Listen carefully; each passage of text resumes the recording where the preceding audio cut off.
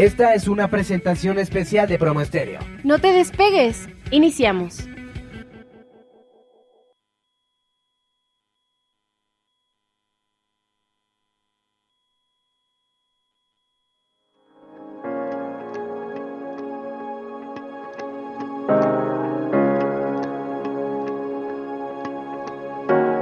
¿Qué tal? Muy buenas noches. Nuevamente otro lunes, hoy es otro mes, ya estamos a 3 de abril.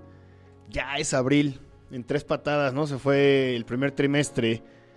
El programa de hoy le pusimos segundo trimestre, pues solo para iniciar. Traemos ahí varios temas que nos gustaría platicar. Perdón. Una disculpa por la demora, estamos en Ciudad de México y hace aproximadamente unos 40-50 minutos sonó la alerta sísmica. Personalmente no lo sentí, pero bueno, aquí en Ciudad de México la gente le tiene mucho respeto, hasta miedo a los temblores. Y pues bueno, las cosas tomaron otro rumbo durante unos minutos. Yo la verdad es que no lo sentí, me estaba preparando para venir a la estación, pero bueno, afortunadamente todo bien.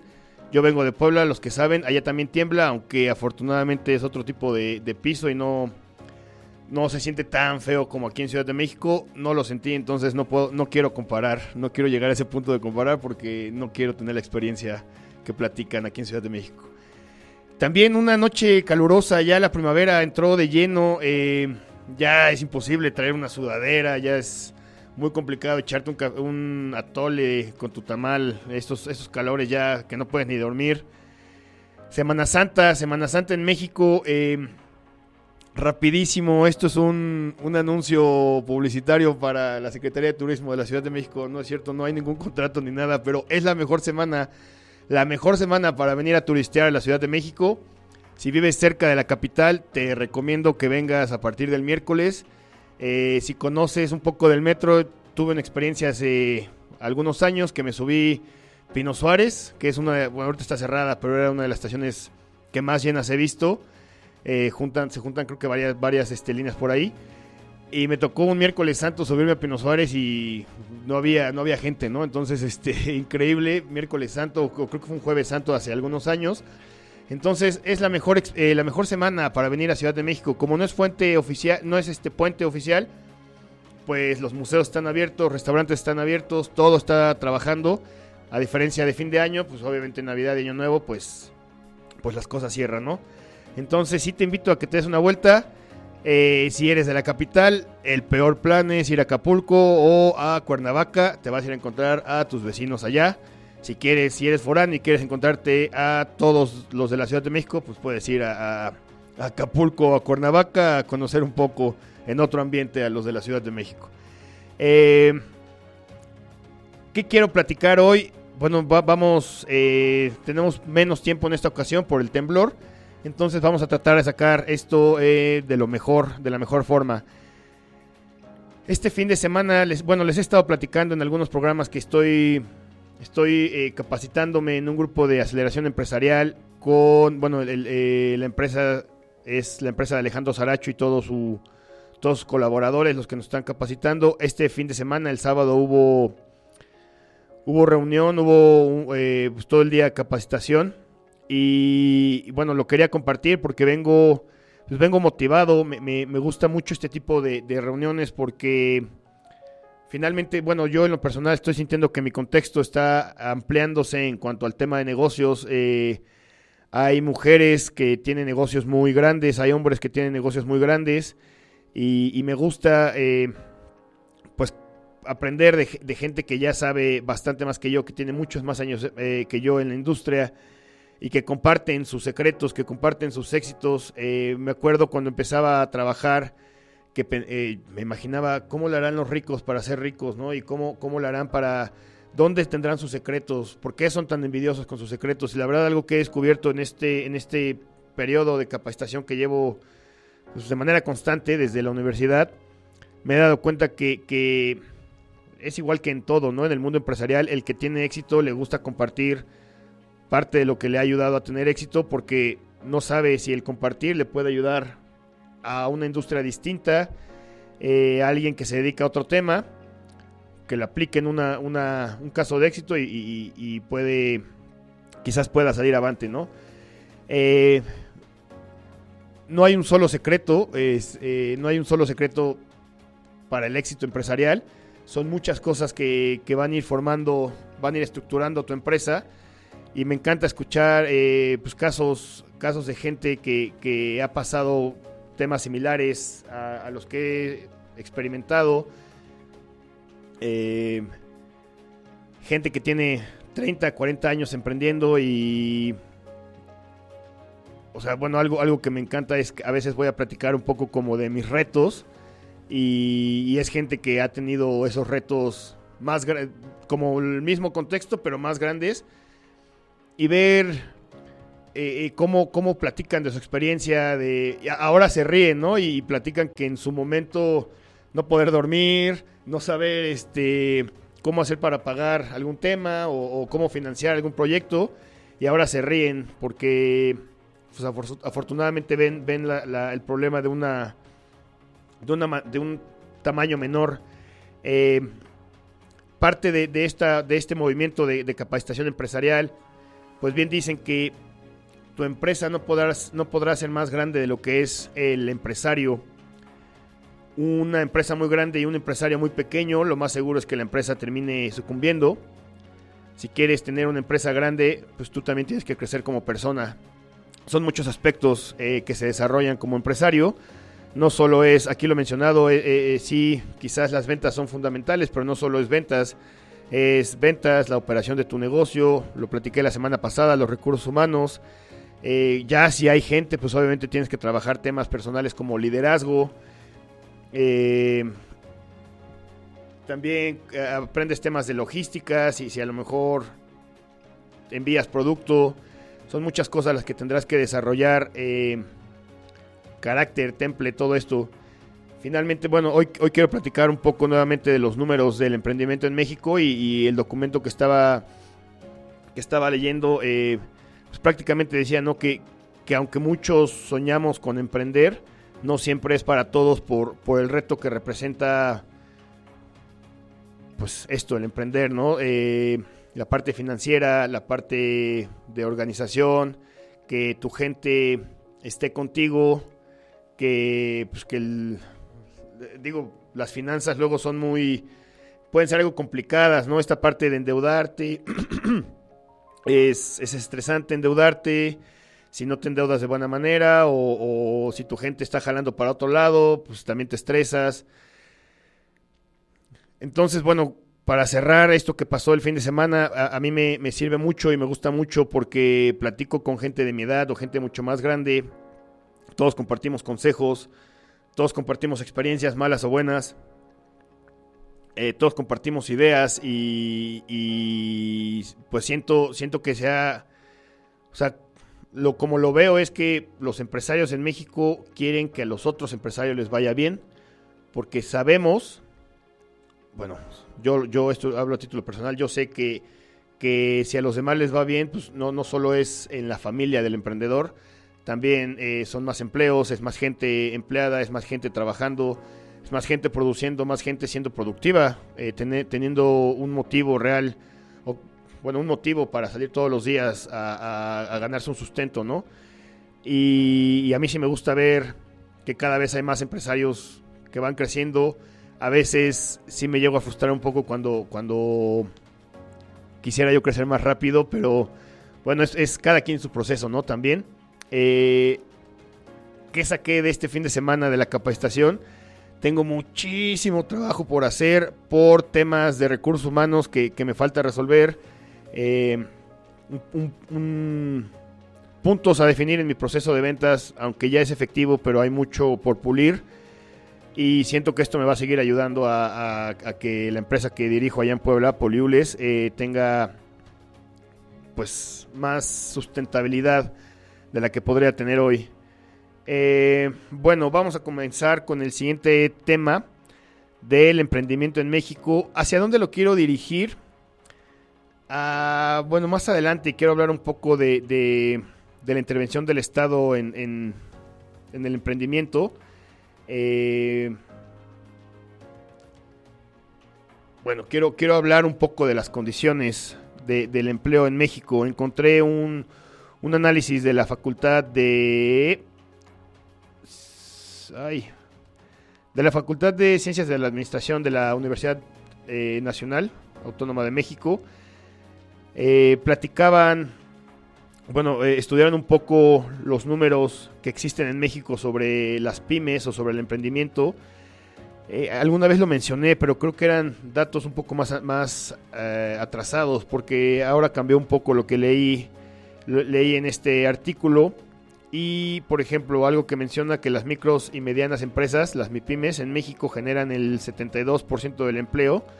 Estamos hablando que 7 de cada empleos en México pues, están generados por empresas pequeñas que tienen incluso a veces 3, 4, 5 empleados en total.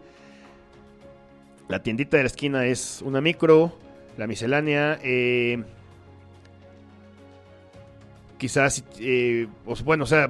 ¿cuántas misceláneas no hay? Por lo menos aquí en el sur del país, en el centro sur del país, es como una manera de muchas familias de sostenerse. Recuerdo hace mucho tiempo que decían que estas nuevas cadenas de autoservicio, sobre todo hablando de Oxxo, ¿no? Que ya está en todos lados, que pensaban que iba a desaparecer la miscelánea. Y muchas misceláneas siguen a flote, tienen productos distintos y bueno, estas son pymes que están generando, quizás generen 1 o 2 empleos, pero finalmente están contribuyendo a la economía del país. También las pymes producen, esto sí es un dato bien relevante, el 52% del Producto Interno Bruto, la mitad prácticamente, con el 70% de los empleados se produce la mitad del Producto Interno Bruto del país. Es un dato bastante alto, la verdad. Las empresas grandes tienen menos gente empleada, pero pues también producen muchísimo. Esto se debe pues al valor agregado que pueden tener en diferencia con empresas muy pequeñas, ¿no? También otro dato importante, aproximadamente de esa gran cantidad de empresas pequeñas, por acá estaba el dato que 98% de las empresas en México son MIPYMES, solo 2.6% son medianas y 0.4% de las empresas en México son grandes. Me parece que grandes es a partir de 200 empleados para arriba y también con un monto de facturación pues bastante grande, obviamente, ¿no? Más allá, yo creo que de 100 millones o quizás hasta de 500 o 1000 millones de pesos de facturación al año. Mencionan cuáles son las condiciones para que la gente emprenda en México. Y bueno, mencionando un poco de los datos que incluyen, México es la economía 20 del mundo. Esto se mide en cuanto al Producto Interno Bruto, la producción que tiene el país. Para los que no sepan, el Producto Interno Bruto prácticamente se suman todos los bienes y servicios que se consumen, se producen y se consumen dentro del país. Se hace una suma de todo este intercambio comercial y se va comparando con años anteriores para conocer el crecimiento. Llevamos de los 4 años de este gobierno, el primero no fue tan malo. Luego la pandemia y el 21 fue bastante malo, el 22 ya se empezó a recuperar, pero parece que nos va a tomar más tiempo llegar a niveles que teníamos todavía en el 2018. Esto, bueno, o sea, ¿por qué pasó? Pues son obviamente la pandemia influyó, pero también políticas que implementan los gobiernos, para la facilidad de hacer negocios. Quizás en un momento más quiero hablar sobre la facilidad en México para hacer negocios. Los motivos que llevan a la gente a emprender, realmente esto sí me gustó leerlo. El motivo de que lleva a la gente a emprender es la disminución de la calidad de la oferta laboral. Y como lo entendí con esto, se refieren a que la gente está buscando, es normal, ¿no? Que cada vez aspiremos a una mejor calidad de vida, a consumir mejores productos, a mejorar tu bienestar. Y muchas veces las personas se llegan a desesperar de los sueldos que les pueden ofrecer dentro del mercado laboral y esto los lleva a emprender. Y bueno, es increíble porque pasa con la persona que pueda quizás tener un sueldo muy bajo, como de 6,000, 8,000 pesos al mes. A veces se cansan y terminan emprendiendo. Y también pasa con la gente que tiene muy buenos sueldos. Esto lo he visto muy común, estoy hablando desde mi experiencia, lo he visto muy común en ingenieros que pues a veces en el mercado laboral pues llegan a tener un tope y ellos quieren aspirar a más. Y bueno, pues algunos tienen la confianza, se lanzan y les va muy bien.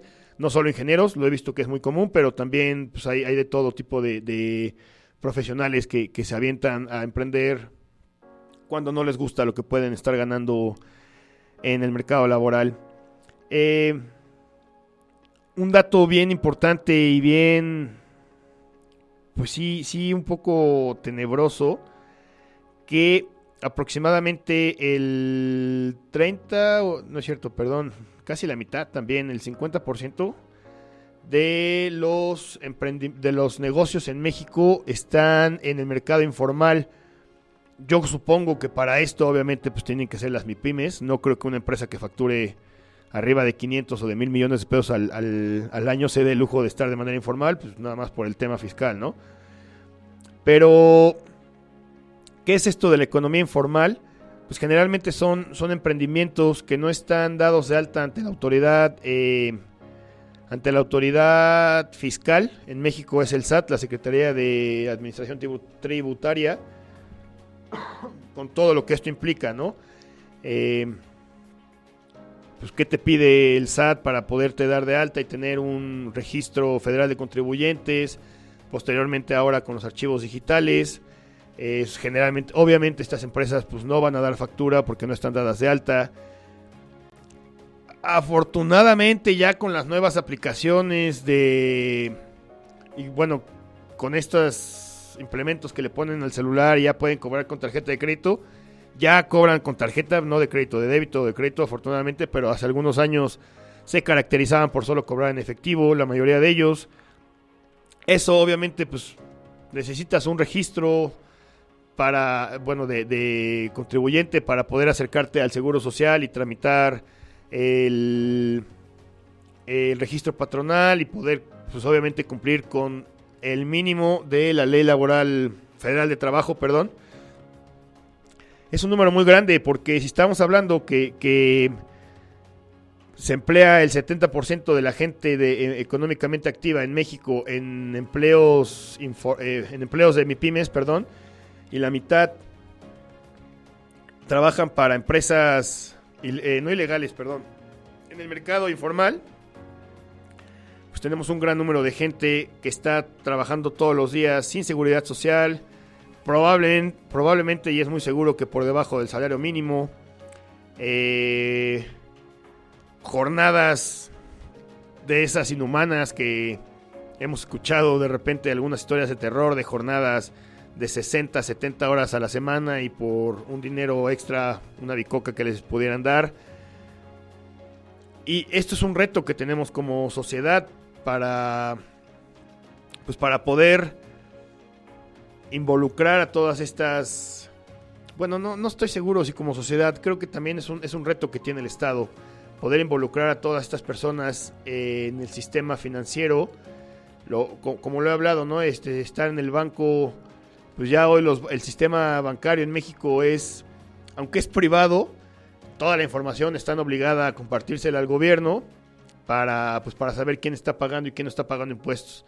Por ahí, a principios del siglo o del milenio, el gobierno intentó ponerle IVA a alimentos y medicinas, precisamente intentando atacar este fenómeno, ¿no? Que hay gente que no deduce, hay gente que no declara, perdón, y los estaban intentando meter impuestos en IVA en alimentos y medicinas.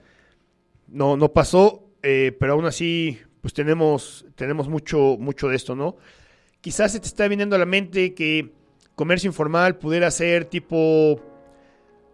Bueno, ya casi no hay piratería. El otro día estaba pensando que ya nadie compra DVDs piratas, ¿verdad? Pero si alguna vez compraste DVDs o CDs piratas,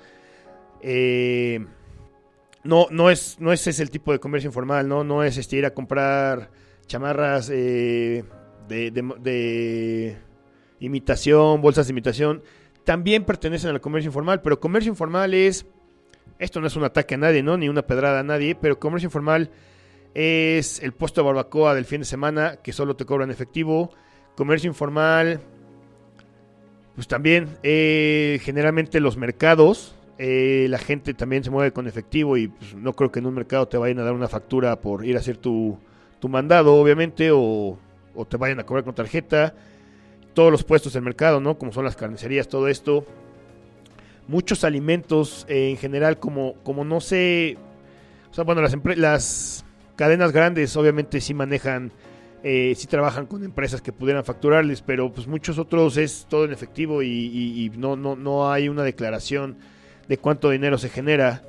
¿Qué más pudiera ser comercio informal? Yo soy bien taquero, ¿no? Entonces todos los puestos de tacos generalmente tienden...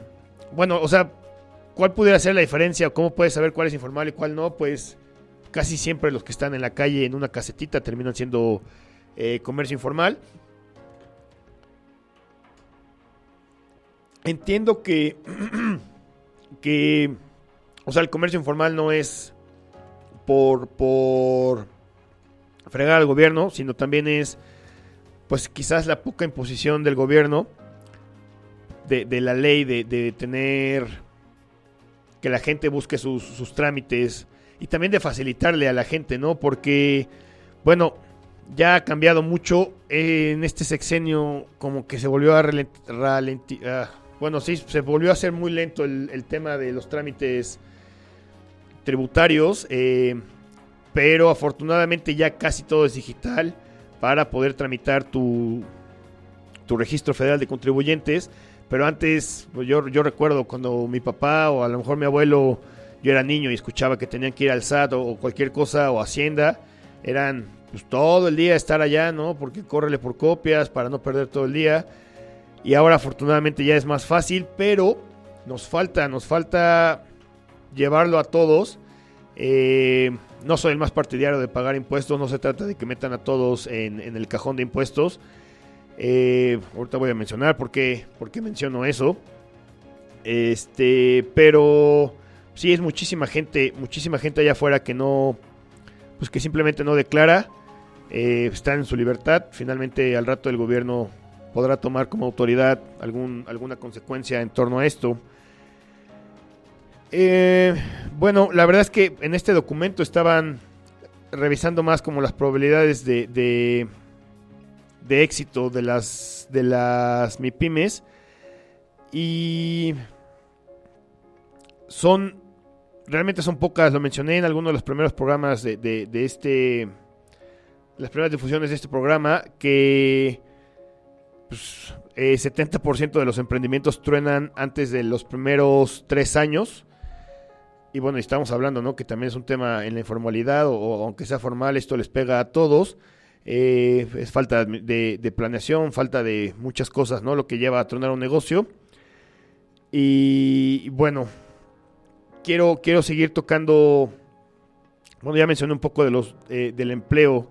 También, bueno, encontré otro dato que me gustaría platicar, de que es la situación real, y esto es un compromiso que deberíamos trabajar todos.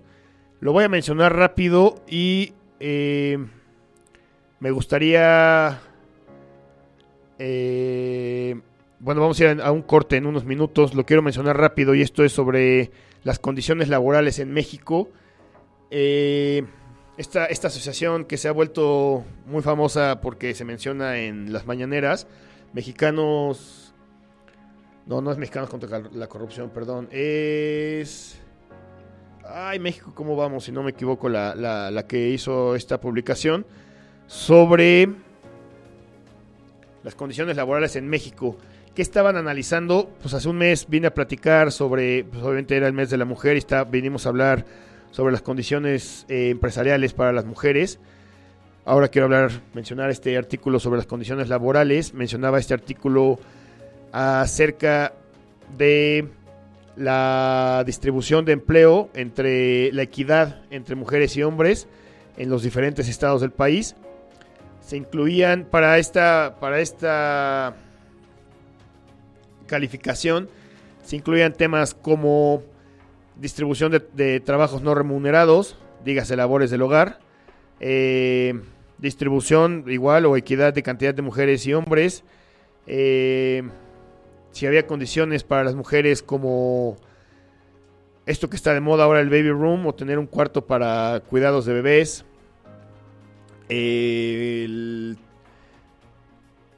condiciones, también se mencionaban unos temas para el hombre, como se medía la incapacidad por paternidad. La ley federal establece que son solo 5 días, por maternidad son 90 días, y algunos estados tuvieron muy buena calificación. Bueno, creo que principalmente es Nuevo León, que en Nuevo León son 60 días para el permiso paternal. Es 12 veces lo que implica la ley federal. También por ahí analizaban la capacidad de las mujeres para quedarse en el puesto de trabajo derivado de las necesidades fuera del trabajo. Y bueno, algo que leí es que, por ejemplo, los 5 mejores estados del país, la capital, Ciudad de México, Baja California, Yucatán, Nuevo León y se me olvidó el quinto. Con respecto a Ciudad de México, una variable que le ayudaba mucho a Ciudad de México mencionaban que era el nivel de estudios que pueden tener las mujeres en Ciudad de México. Y también, la equidad. Quintana Roo era el quinto estado que aparecía la distribución, por ejemplo, de puestos gerenciales entre hombres y mujeres. Son muy buenos estados para trabajar, tienen mejores condiciones, el caso que mencioné de Nuevo León. Me parece que Baja California también tiene un caso particular en los permisos paternales.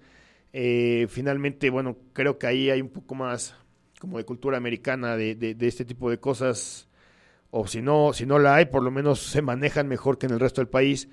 Y para mi desgracia, los 5 peores estados, pues estaba Puebla por ahí, estaba Oaxaca, Guerrero, y me impresionaron dos estados que eran Aguascalientes y Guanajuato. ¿Por qué me impresionan estos 2 estados? Principalmente Guanajuato y también Aguascalientes le ha tocado mucho de esto. En los últimos 15 años ha habido muchísima inversión de empresas nuevas en estos 2 estados, principalmente industria automotriz. Se ha generado muchísimo empleo en estos estados. De hecho, Guanajuato tiene muy buenos índices de calidad de vida y también de desempleo. Pero, bueno, principalmente el tema ahí es, por cultura, las mujeres tienden a mantener como estas tradiciones de quedarse en casa para cuidar, pues hacer las labores no remuneradas del hogar, cuidar hijos, limpiar el hogar, cuidar ancianos.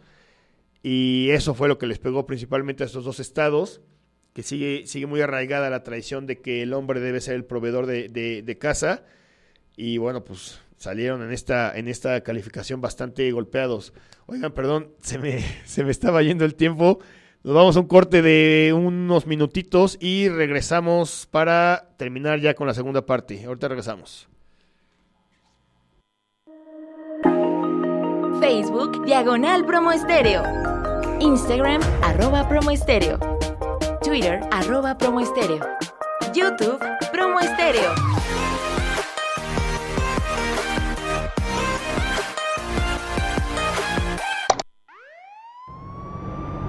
Muchas veces los accidentes viales son provocados por la imprudencia del peatón, debido a que no respeta las señales que tenemos como mismo. Algunas de las indicaciones que tenemos que seguir como peatones son las siguientes. Dar preferencia a las personas que se desplazan en silla de ruedas o muletas. Cruzar por las esquinas o cruces con señalamientos peatonales. Voltear a ambos lados antes de cruzar la calle. Utilizar los puentes peatonales. Si te trasladas en bici o patines, debes dar preferencia a los demás peatones y parar cuando es necesario.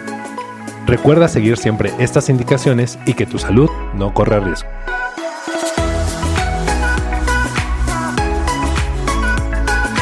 Promo Estéreo, promoviendo buenos hábitos.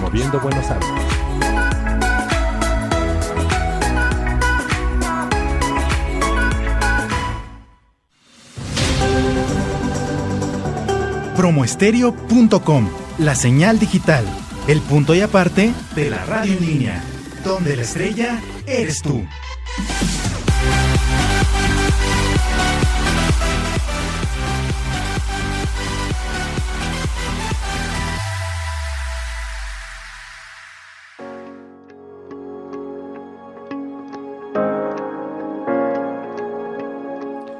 Regresamos nuevamente a la segunda parte, ya lo último, unos minutos para terminar. Si escuchaste con qué terminé el bloque pasado, estaba hablando sobre condiciones laborales en México y por qué mencioné eso. Sigo, y quizás si eres millennial, conoces esta página en Instagram y en otras redes sociales que se llama Terrores Restaurantes México, si no me equivoco, donde el administrador de la cuenta invita a empleados del sector turismo, que incluye principalmente restaurantes, por lo menos en la página, invita a que hagan denuncias sobre malas condiciones laborales. Creo que la cocina los restaurantes es famoso por ser un tema muy controversial sobre las jornadas y sobre el estrés que se puede generar dentro de la cocina. Pero ¿por qué traigo a flote esto? Bueno, esta página está haciendo la campaña no estoy seguro si lo que quiere es concientizar a los empleadores, si solo quiere dar un espacio de denuncias o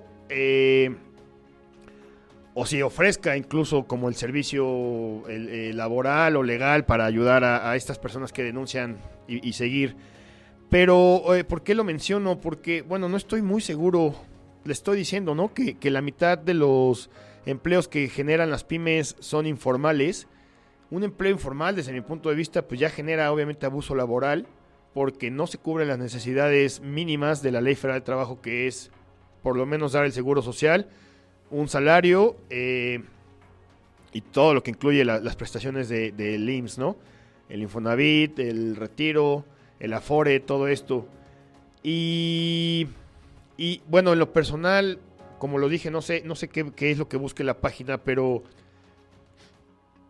creo que ahí sí nos toca de este lado, yo con los empresarios y también la gente que busca y que tiene los empleos, trabajar en conjunto para evitar que sigan sucediendo estas cosas. Es un tema arraigadísimo en la sociedad, que haya muchos empleadores que cometen este tipo de abusos de no dar el mínimo indispensable que te pide la ley.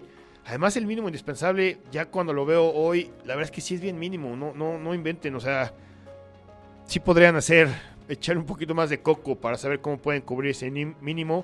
Sé que es un reto, pero también quiero mencionar ahorita otra versión de esto, porque es el tema que quería tocar, un poco de política.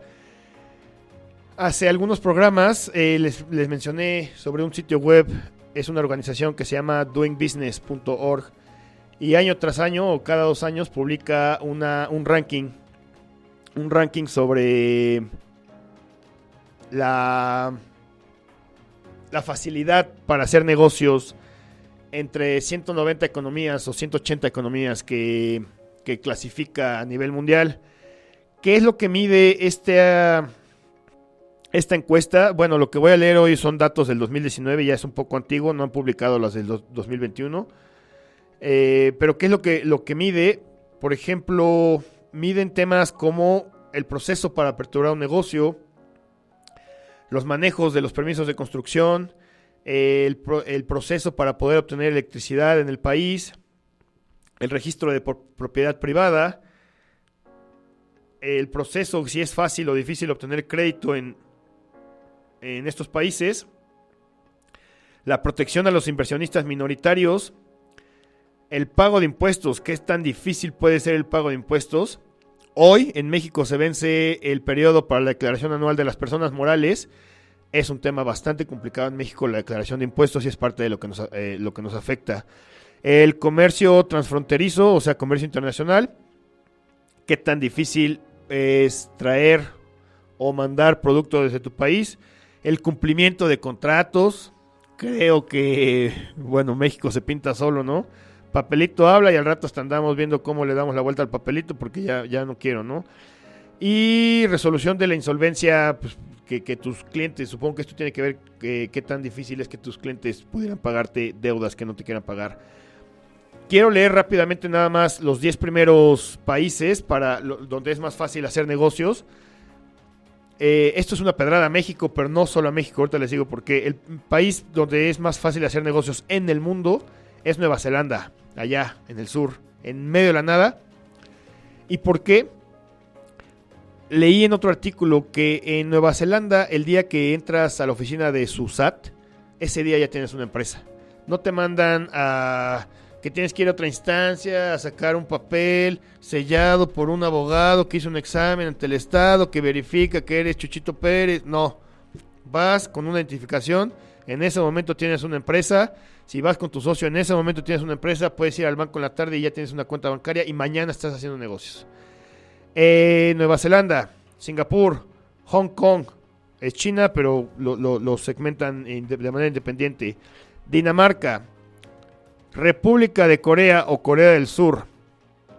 Creo que esto nos ayuda a entender cómo es que Corea ha erradicado tanta pobreza, ¿no? Simplemente se pusieron las pilas de cómo hacer negocios y lo hacen muy fácil en Corea. Estados Unidos, no es el principal. Este país, Georgia, en medio de la nada, ahí abajo de Rusia, en medio de Europa oriental. Y es más fácil hacer negocios en Georgia que en México. Reino Unido, Noruega y Suecia. Los escandinavos, Estados Unidos, el Reino Unido y principalmente asiáticos son los 10 países. Bueno, Nueva Zelanda es un país anglosajón. Pero en estos países, bueno, si te metes a ver otros datos, la riqueza o la calidad de vida, el bienestar que tiene la gente es bastante distinto a lo que podemos tener en México. Estados Unidos es un caso particular porque hay gente muy rica y también tienen gente pues bastante pobre. En México pasa, ¿no? Pero allá son 3 veces más la población. Y por ahí siguen varios países ya hacia abajo, países de Europa del Este, países igual, más países asiáticos. Australia está en el número 14. Países muy pequeños que la verdad me sorprende que sea más fácil. Y el primer país latinoamericano que aparece, miren, o sea, Bielorrusia es más fácil hacer negocio, Moldavia, Montenegro, que es un país del tamaño de Tlaxcala, sin despreciar, ¿no? Croacia, que también es un país del estado de Colima, ¿no? Del tamaño del estado de Colima. Y es más fácil hacer negocio en esos países de lo que es en México. El primer país latino que aparece en la tabla es Chile, lugar 59, y el segundo es México. Que, bueno, si has tenido la experiencia de hacer un negocio en México, de iniciar un negocio en México, realmente, por ejemplo, en la calificación de apertura de negocio, que en Nueva Zelanda, el ejemplo que te di, que es el lugar 1, en un día abres un negocio. En México estamos en el lugar 7 de 190. ¿Por qué? Porque tienes que hablarle a un notario, el notario se tarda 3 días en darte las opciones que tiene de tu nombre, de ahí tienes que pagar y se va a tardar 1 semana, 2 semanas en generarte la cita para que vayan a firmar todos los socios. Ese día ahí tienes una acta constitutiva, al otro día vas a ir al SAT o por lo menos tendrás que entrar al SAT a ver cómo puedes hacer tu número de registro federal de contribuyente. Quizás en el SAT el mismo día puedas sacar lo que es la firma, el sello digital, todo esto. Después tendrás que ir al banco porque el banco te va a pedir el seguro, el RFC activo y también el acta constitutiva. Se van a tardar 3 años en lo que te revisan. Después vas a ir al IMSS. En total suman casi 40, 60 días en México para que estés oficialmente abierto. Esto también contribuye obviamente, ¿no? Oye, tenemos un chorro de negocios informales, ¿por qué no los haces formales? Pues porque el gobierno te pone 1001 trabas para que puedas iniciar con tu negocio de manera legal. De los dos lados hay, ¿no? Manejo de permisos para construcción, México es el lugar 93. Aquí en Ciudad de México tienen un caos entre la administración pasada y la actual, que si corrupción, sabemos cómo se manejan los permisos de construcción con todos los niveles de gobierno, ¿no? Y con el partido que sean, en México siempre es un tema. Obtención de electricidad, fíjense, Corea, que es el número 4, en obtención de electricidad es el número 5, salió como el lugar número 2 y Nueva Zelanda como el lugar número 48. México nada más en cómo obtener electricidad, estamos en el lugar 106. 106, pues no sé, yo creo si tienes experiencia, porque la tienes que tener en México, la Comisión Federal de Electricidad no se luce por ser la más efectiva, ¿verdad? Y eso que no tenemos industria, porque en la industria también, que tu instalación, que el certificado, se tardan meses en ponerte, semanas en ponerte tu instalación eléctrica. La intervención del Estado, y aquí es algo que quiero tocar de política y de generar un poco de polémica. No se trata de defender, de atacar a ningún gobierno. ¿De qué quiero hablar de política en este tema? De la intervención del Estado y de cómo perjudica al emprendimiento en México en este caso, ¿no? Lo que acabo de mencionar, te toma mucho tiempo que las autoridades te emitan pues, tu documento en el que ya puedas ofrecer empleo formalmente, en el que ya puedas declarar impuestos, en el que ya puedas tener una cuenta bancaria. Es mucho tiempo en México para eso. Si tienes un tema de salud o de alimentación, pues además tienes que ir a otra instancia a que te certifiquen y te van a estar revisando constantemente. Y supongo que si tu negocio, si tu emprendimiento tiene otras especificaciones, pues igual tendrás que ver con diferentes instancias este tipo de cosas para resolverlo, ¿no? Quiero poner un ejemplo. Yo sé, esto no es ni siquiera una clase de ciencias sociales, ni de economía, ni mucho menos, pero el otro día estaba haciendo un ejemplo en mi cabeza sobre unos tacos. Ahí en el metro División del Norte hay unos tacos de guisado, que aquí en México, aquí en Ciudad de México, igual aquí afuera del Centro Médico hay estos tacos de guisado. Son muy económicos, te ponen arroz y obviamente tu guisado. Muy económicos, te estoy hablando que 10, 15 pesos, los más caros. Con menos de 50 pesos tienes un desayuno completísimo. Muy ricos. No es lo más higiénico, pero es muy rico. Pero me puse a pensar, ¿cómo le hacen para poder cobrar 15 o 10 pesos, ¿no? O sea, ¿a dónde van a conseguir los insumos para que se puedan dar ese lujo? Pues obviamente al estar en el comercio informal y al no haber intervención del Estado, se pueden dar el lujo de dar esos precios porque el seguro social te incrementa el costo, el estar dando IVA te incrementa el costo, el tener que estar pues teniendo así tu análisis de impuestos para que puedas cubrir todos tus costos, pues tienes que pagarle a un contador y te genera un costo. Por eso aquí en Ciudad de México de repente hay lugares donde el taco al pastor más pequeño, menos producto, 22 pesos. Dices, ay caray, pues ¿cómo? ¿Por qué? Bueno, pero a lo mejor el mesero está uniformado, o esperemos que tenga seguro social, o por lo menos por el precio deberían estar pagando seguro social. Hasta 25 pesos puede costar, ¿no? Ciudad de México es algo caro comparado con el resto del país, pero... O sea, lo que quiero mencionar acá es cómo la intervención del Estado genera que incrementen los precios los empresarios. Y obviamente, o sea, a veces lo que todo el mundo, no, que paguen más impuestos. La mejor estrategia es, pues, ¿cuánto hay que pagar de impuesto? Súmaselo al precio y lo va a terminar pagando el consumidor. El perjudicado es el consumidor.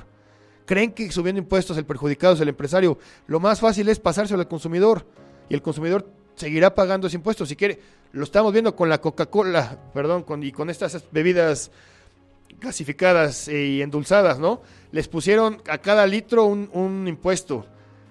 Pues no bajó nada el consumo. Se lo pasaron estrictamente no lo paga ni Oxxo, no lo paga ni la fábrica, lo paga el consumidor. Y es lo más fácil que van a terminar haciendo los empresarios. Y es parte de mi manera de ver el mundo libertario, el tema político.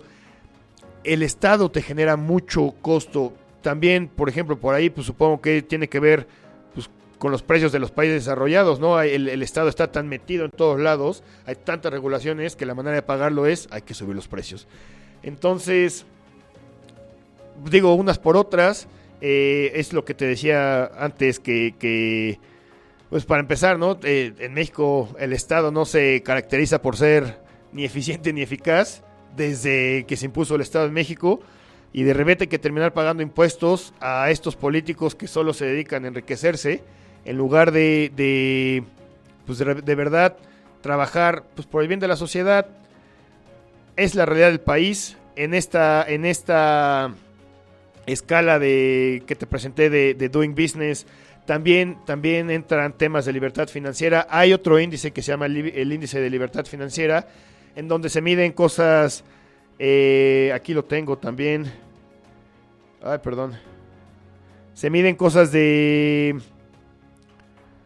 pues sí, prácticamente, ¿no? De qué tan fácil es poder emprender en un país o el derecho a tener la libertad de generar tu ingreso. Se miden cosas como derechos de la propiedad, presencia de corrupción, la efectividad judicial, que en México nos pintamos solos para ese tipo de cosas, ¿no? El gobierno limitado, el gasto de gobierno, la carga tributaria, la libertad fiscal. En México las empresas tienen que pagar aproximadamente 5 tipos de impuestos, lo que es el ISR, que es aproximadamente el 30% de las ganancias, el IVA, que nada más se transfiere entre consumidores, el IEPS aplica para algunas empresas, que es el impuesto especial sobre producción y servicios, gasolinas, tabacos, jugos, bebidas, el impuesto sobre la nómina. Esto es parte de lo que obviamente nos suma para ir hasta abajo en esta tabla, ¿no? Ahora resulta que hay que pagar impuestos por generar empleos, no solamente hay que pagar el seguro social, hay que pagar un impuesto por generar empleo. Es muy pequeño, pero aún así sigue siendo un impuesto, ¿no? Y el IETU, que bueno, lo hicieron para algunas empresas que por ahí podían evitar el ISR, pusieron un impuesto empresarial a tasa única.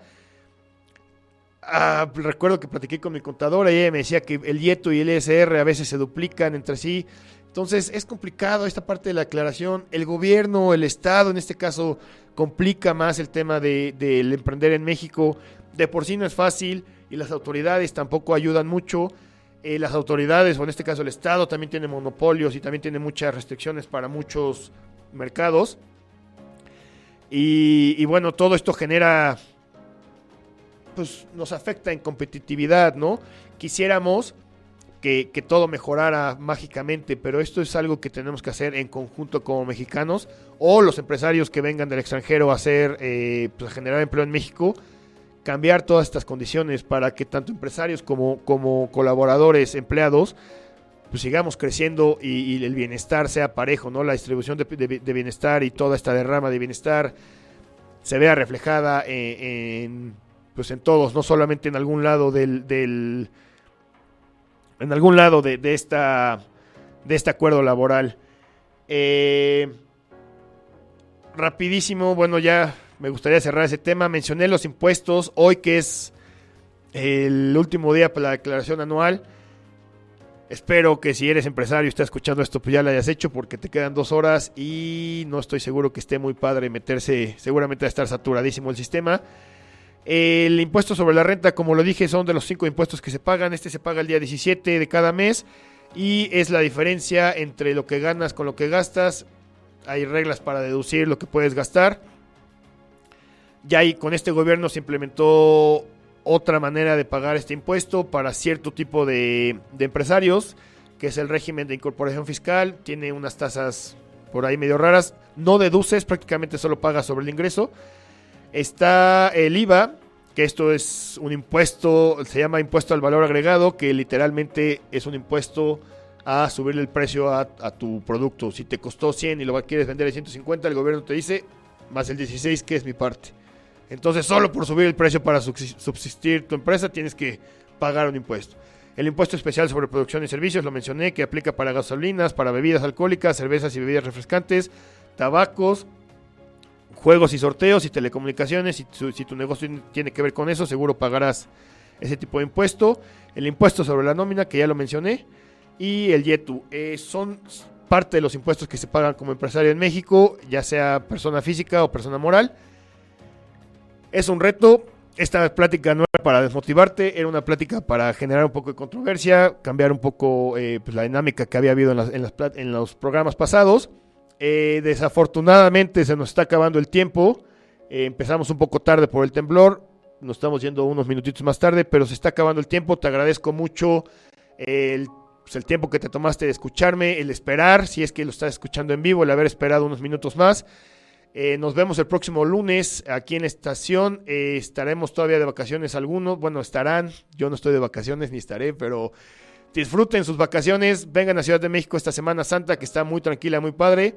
Un agradecimiento a Promo Estéreo, a Celia en los controles. Que tengan muy buena noche, que tengan excelente semana. Cuídense. Esto fue Aprende y Emprende con Arturo Escutia. Excelente semana.